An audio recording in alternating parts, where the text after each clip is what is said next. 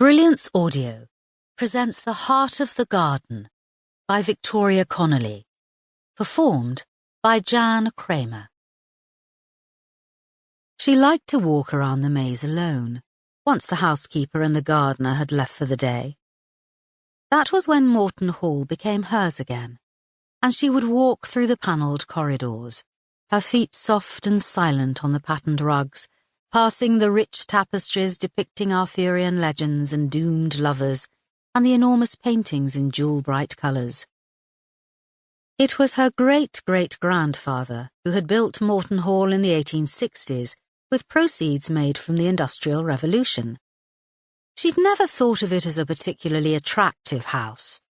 She'd never been a fan of the Victorian Gothic style. Its interiors were too dark for her liking, and, many a time, she joked that she was going to whitewash the whole place with a nice cheap emulsion. She wouldn't, of course, because she knew that she was living in a little piece of history and that it wasn't hers to change. She was merely a custodian who was passing through, so she endured the dark corners and the oppressively patterned curtains and wallpaper. But what would become of the house and garden after she died? This problem weighed heavily upon her as her health was deteriorating. But she also realized that she could do pretty much whatever she wanted, couldn't she? She could hand the whole place over to the local cat rescue if she wished. Just imagine the fun those little darling animals would have scratching their claws on the priceless tapestries. Or maybe she could bequeath it to one of those heritage trusts, although she had to admit that the idea didn't really appeal to her. The house would simply be one of many open to the public. It wouldn't change anybody's life or make any real difference, would it? It would simply be yet another national treasure. She'd had many approaches over the years from people wanting to buy the house or its collection. A Russian had once offered her an eye-wateringly large 7-figure sum and was affronted when it had been turned down. When she'd asked him what he'd do with the collection, he'd said most of the pieces would be kept in a vault. All that beauty and colour shut away where nobody could gaze upon it. She could never agree to such a thing. Art dealers galore had forged a way to her door too, begging to rehome her Rossettis and Holman Hunts.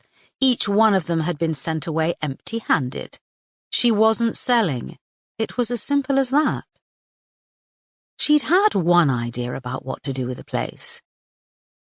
She'd been in the maze when she'd had it. She had all her best ideas in the maze. At first, she'd shrugged it off. It would be too complicated, too idealistic. It wouldn't work. It couldn't work. Or could it? She took a settling breath, putting all thoughts of wills and other worries to the back of her mind as she walked down the wide staircase with its deep crimson carpet and ornate balustrades carved from oak.